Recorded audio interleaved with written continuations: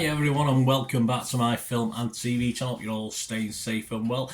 And yes, I will state now that I'm always a little bit kinder to Netflix and Amazon films that are on Amazon Prime and Netflix. Of course, you don't have to pay any extra for Prime or rent things.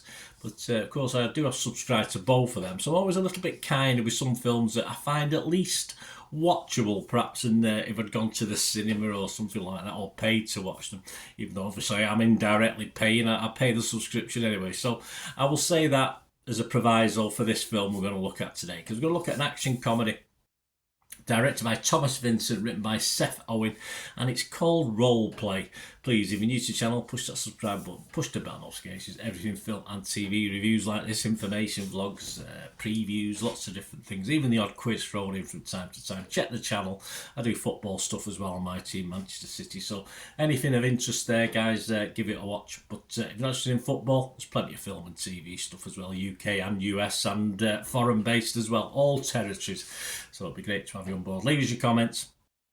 I will respond. I'll give you a like, and if you can give me a like for this vlog, I'll be most appreciative. Right, yes, Role Play. It's on Amazon Prime, this one, guys, here in the UK, so check your territories. And it's released on January the 12th, 2024. What's it about? Well, Dave and Emma have a seemingly perfect life. Sort of. There's a few wears and tears, I noticed early doors. 2 kids, suburban house, good jobs, but they just want a little more fun, don't we all? In fact, they need it. Looking to shake things up, they decide to role play. The rules are simple. They meet strangers for one night to rekindle their relationship. While waiting for a stranger at a hotel bar in New York, Emma attracts the attention of a mysterious old man, dirty old man, who stays to buy her, and Dave drinks long into the night. 24 hours later, that man is found dead, and a murder investigation is launched. As disguises unravel, Dave uncovers the unbelievable truth. His wife, Emma, is a professional assassin. Well, it's enough to shock any gentleman, isn't it? Who has been living a double life for years. There you go. So all these scores are at the 8th of February, 1 p.m. UK time. Rotten Tomatoes, don't like it. 28% positivity with their 43 critics. An average rating of just 4.9 out of 10. A bit disappointing. 12 fresh and 31 rotten. Metacritic, not a lot better.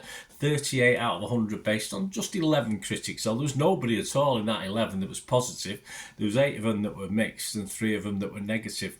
But what about the audience? Because that's all that matters at the end of the day, isn't it? We know the critics sometimes don't know what they're talking about. Rotten Tomatoes audience, 44% positivity, but it does equate to a 2.9 out of 5. So almost, if my maths is correct, 5.8 out of 10, which is almost my watchable score of 6 out of 10. But Internet Movie Database, where it all sort of latches, really, doesn't it? That's Joe Public. All right, there's going to be an element of people who are involved in the film putting their own high scores up, but when you've got 11,000 scores and reviews, which there are at this stage, then it sort of gets rid of that bias anyway. So we've ended up with an interesting score. You'll know why in a moment.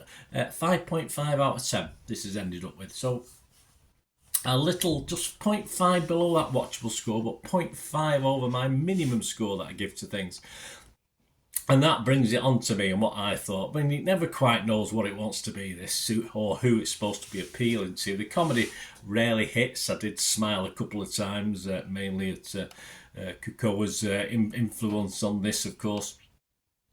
And of course, the action does a good job, actually. The action's okay. The action is okay. But the thing is, I think it's more a comedy action film than an action comedy film. So if the comedy's not working, then it does limit it. I didn't mind the cast. Bill Nighy stars in this. He's always fun for as long as he lasted. And despite the other lead in this, David Oyelowo, his limitations for me sort of ruined it a little bit. I'm not a big fan.